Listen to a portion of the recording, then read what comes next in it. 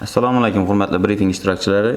Mamlakatimizda zamonaviy fikrlaydigan, professional tayyorgarlikka ega yangi avlod kadrlarini tayyorlash, ularning huquq va manfaatlarini ta'minlash davlat siyosatining eng ustuvor yo'nalishlaridan biri hisoblanadi. Muhtaram Prezidentimiz tomonidan ushbu masalaga alohida e'tibor qaratilayotganligi bu boradagi islohotlarning naqadar muhimligini anglatadi. Xususan, davlatimiz rahbarining 14 fevral kuni yoshlar bilan o'tkazgan samimiy muloqoti buning yaqqol isboti bo'ldi. Prezidentimiz yoshlarni xalqimizning oltin fondi deb atagani bejiz emas. Zero yoshlari bilimli, iste'dodli va salohiyatli bo'lgan mamlakatning istiqboli albatta yorug' bo'ladi. Bu borada tumanimizda ham tizimli ishlar amalga oshirilmoqda. Xususan, tumanda 14 yoshdan 30 yoshgacha bo'lgan yoshlarimiz soni 54580 nafarni tashkil qiladi. Shundan 34619 nafari yashil toifaga, 18837 nafari sariq toifaga va 1124 nafar yoshlarimiz qizil toifalarga ajratib olindi.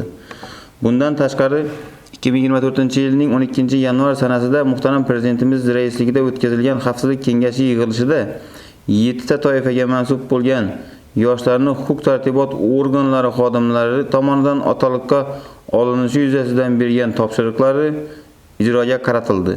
Natijada qizil toifadagi 1124 nafar yoshlardan 389 nafari 4 ta huquq-tartibot organlari tomonidan otaliqqa olindi. Birinchi toifaga mansub bo'lgan qizil toifadagi, ya'ni og'ir toifadagi yoshlarning muammolarini hal qilish maqsadida viloyat darajasidagi 2 nafar va tuman darajasidagi 44 nafar rahbarlarga biriktirildi. Bugungi kunda og'ir toifaga mansub bo'lgan 735 nafar yoshlardan 631 nafar yoshlarning bandligi ta'minlandi. Shuningdek, 151 nafar yoshlar ishga joylashtirildi, 186 nafar yoshlarga imtiyozli kreditlar ajratildi, 104 nafar yoshlar kasb-hunarga o'qitildi. Shu bilan birga 190 nafar yoshlarning o'z-o'zini band qilishiga ko'maklashildi.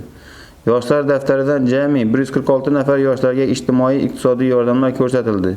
Ya'ni 9 nafariga bir martalik moddiy yordam, 2 nafariga haydovchilik guvohnomasi, 10 nafariga asbob-uskunalar va mehnat qurollari, 99 nafariga to'lov kontraktlari, 6 nafariga ilm-fan to'garaklari xarajatlari, 1 nafariga davolanish xarajatlari, 1 nafariga safarbarlik chaqiruv badali to'lab berildi. 17 nafar yoshlarga boshqa yo'nalishlarda yordamlar ko'rsatildi. Tumanimizda yoshlar tadbirkorligini qo'llab-quvvatlash borasida bir qancha ishlar tizimli amalga oshirib borilmoqda. Jumladan, tumandagi tadbirkorlik qilish istagidagi 210 nafar yoshlarimizga 9,8 milliard so'mlik imtiyozli kreditlar ajratildi. Ushbu yoshlar bugungi kunda o'z tadbirkorlik faoliyatini yo'lga qo'yish orqali nafaqat o'zining, balki o'ziga o'xshagan bir nafar yoshlarning bandligini ham ta'minlagan. Muhtaram Prezidentimizning 2024-yildagi 153-sonli qarorlari asosida tumanda 865 nafar yoshlarga 240 gektar yer maydonlari ajratilgan. 30 yil muddatga ajratilgan ushbu yer maydonlaridan yoshlarimiz bugungi kunda samarali foydalanib, turli sabzavot va poliz ekinlarini ekish orqali o'z bandligini ta'minlash bilan oilasiga ham daromad olib kelishmoqda.